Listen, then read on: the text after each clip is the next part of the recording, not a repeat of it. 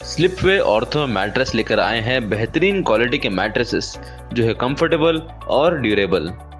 10 साल से हम मैट्रेस बनाते आ रहे हैं और हमारे पास होलसेल प्राइस में हर किस्म के ऑर्थो मैट्रेस अवेलेबल है।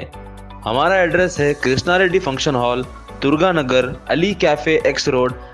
Chairman A18 Telangana news Mohammed Azam Ali.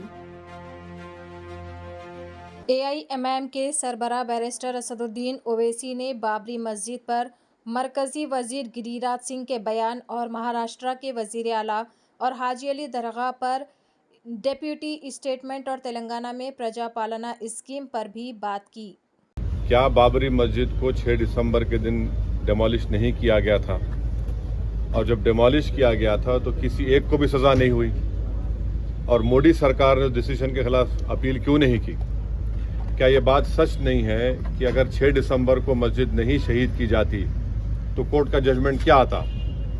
क्या ये बात सच नहीं है कि बगैर मुस्लिम पक्ष को बताए ताले खोले गए?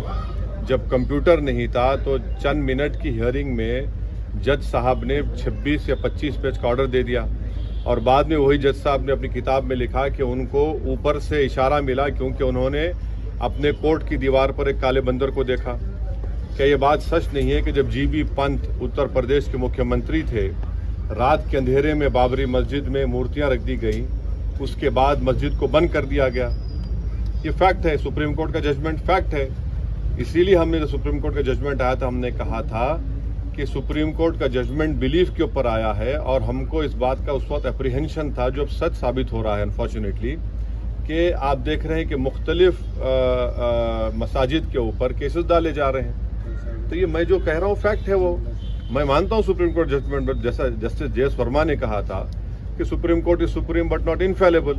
अब आप मेरे को बताइए टीले वाली मस्जिद का किस्सा क्या है?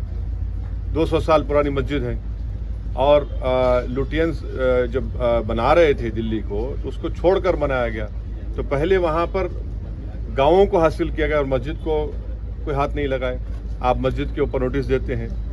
तो ऐसे कई मसाजिद हैं जहाँ पर संघ परिवार से ताल्लुक़ रखने वाले लोग या उनकी आइडियोलॉजी से अपने आप को करीब मानने वाले लोग इस तरह के कोशिशें कर रहे हैं। तो अगर मैं इन कोशिशों को देश के सामने रख रहा हूँ तो मैं समझता हूँ कि मैं तो सच्चाई का काम कर रहा हूँ, बता रहा हूँ। और हम नरेंद्र मोदी सरकार से जानना चाहते हैं कि 1991 का प्लेसेस ऑफ वर्शिप एक्ट जो है उस पर भारत के प्रधानमंत्री और उनकी सरकार का क्या मौक़िफ़ है? क्यों नहीं केंद्र सरकार, वजीर आजम, प्रधानमंत्री नरेंद्र मोदी ये कह देते हैं कि हम 91 के प्लेस ऑफ वर्शिप एक्ट को फॉलो करेंगे? राम मंदिर तो झांकी अभी बहुत और कुछ बाकी है, ये बताया है सर, इस पर क्या कहेंगे?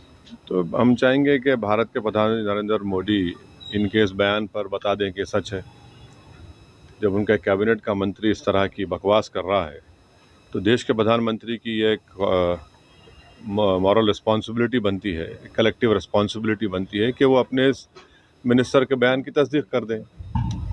वो क्या कह रहा है, सच कह रहा है क्या? क्या आप काशी, मथुरा, टीले वाली मस्जिद, सुनहरी मस्जिद, जितने RSS के पास जो 30-35 हज़ार मसाजिद के लिस्ट है, क्या वो सब ले लेंगे क्या आप लोग? तो देश के प्रधानमंत्री की जिम्मेदारी है कि वो अपने मिनिस्टर के इस बयान के ऊपर देश को बताएं कि उनकी पॉलिसी क्या है। लेकिन सर आपने भी 2 दिन पहले स्टेटमेंट दिया जहां पे आपने कहा कि एक मस्जिद तो आपने खो चुकी है, बाकी मस्जिद भी are also under attack and आप कह रहे हैं कि सभी लोगों को एक साथ इकट्ठा होकर लड़ना चाहिए। आपके बयान को प्रोवोकेटिव माना जा रहा है और कम्युनल माना जा रहा है और आपके ऊपर केस भी दर्ज हुआ है सर दिल्ली में। देखिए, नहीं, केस तो दर्ज होते रहता है क्योंकि मेरा नाम असदुद्दीन ओवैसी है। जहाँ तक मेरी बात है, मेरी जो स्पीच हुई है वो सच्चाई पर मुबन्नी है। क्या बाबरी मस्जिद को 6 दिसंबर के दिन डेमोलिश नहीं किया गया था? और जब डेमोलिश किया गया था तो किसी एक को भी सज़ा नहीं हुई? और मोदी सरकार ने डिसीजन के खिलाफ अपील क्यों नहीं की? क्या ये बात सच नहीं है कि अगर 6 दिसंबर को मस्जिद नहीं शहीद की जाती तो कोर्ट का जजमेंट क्या आता? क्या ये बात सच नहीं है कि बगैर मुस्लिम पक्ष को बताए ताले खोले गए? जब कंप्यूटर नहीं था तो चंद मिनट की हियरिंग में जज साहब ने 26 या 25 पेज का ऑर्डर दे दिया और बाद में वही जज साहब ने अपनी किताब में लिखा कि उनको ऊपर से इशारा मिला क्योंकि उन्होंने अपने कोर्ट की दीवार पर एक काले बंदर को देखा? क्या ये बात सच नहीं है कि जब जीबी पंत उत्तर प्रदेश के मुख्यमंत्री थे, रात के अंधेरे में बाबरी मस्जिद में मूर्तियां रख दी गई, उसके बाद मस्जिद को बंद कर दिया गया? ये फैक्ट है, सुप्रीम कोर्ट का जजमेंट फैक्ट है। इसीलिए हमने जब सुप्रीम कोर्ट का जजमेंट आया था, हमने कहा था कि सुप्रीम कोर्ट का जजमेंट बिलीफ के ऊपर आया है और हमको इस बात मसाजिद के ऊपर केसेस डाले जा रहे हैं। तो ये मैं जो कह रहा हूँ फैक्ट है, वो मैं मानता हूँ सुप्रीम कोर्ट जजमेंट, बट जैसा जस्टिस JS वर्मा ने कहा था कि supreme court is supreme but not infallible. अब आप मेरे को बताइए, टीले वाली मस्जिद का किस्सा क्या है? 200 साल पुरानी मस्जिद है और लुटियंस जब बना रहे थे दिल्ली को तो उसको छोड़कर बनाया गया। तो पहले वहाँ पर गाँवों को हासिल किया गया और मस्जिद को कोई हाथ नहीं लगाए। आप मस्जिद के ऊपर नोटिस देते हैं। तो ऐसे कई मसाजिद हैं जहाँ पर संघ परिवार से ताल्लुक़ रखने वाले लोग या उनकी आइडियोलॉजी से अपने आप को करीब मानने वाले लोग इस तरह के कोशिशें कर रहे हैं। तो अगर मैं इन कोशिशों को देश के सामने रख रहा हूँ तो मैं समझता हूँ कि मैं तो सच्चाई का काम कर रहा हूँ, बता रहा हूँ। और हम नरेंद्र मोदी सरकार से जानना चाहते हैं कि 1991 का प्लेसेस ऑफ वर्शिप एक्ट जो है, उस पर भारत के प्रधानमंत्री और उनकी सरकार का क्या मौक़िफ़ है? क्यों नहीं केंद्र सरकार, वज़ीर आज़म, प्रधानमंत्री नरेंद्र मोदी ये कह देते हैं कि हम 91 के प्लेसेस ऑफ वर्शिप एक्ट को फॉलो करेंगे, उसको अबाइड करेंगे? किस्सा ख़त्म कर दीजिए ना।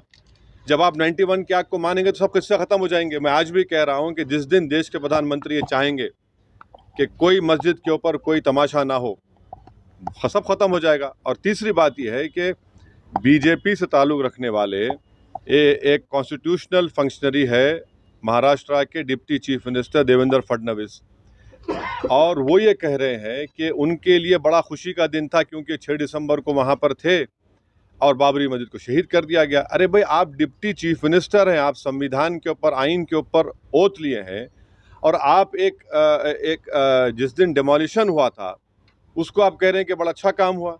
वो प्रोवोक नहीं कर रहे हैं, वो इंसाइट नहीं कर रहे हैं। एक डिप्टी CM रहकर इस तरह की बकवास कर रहे हैं।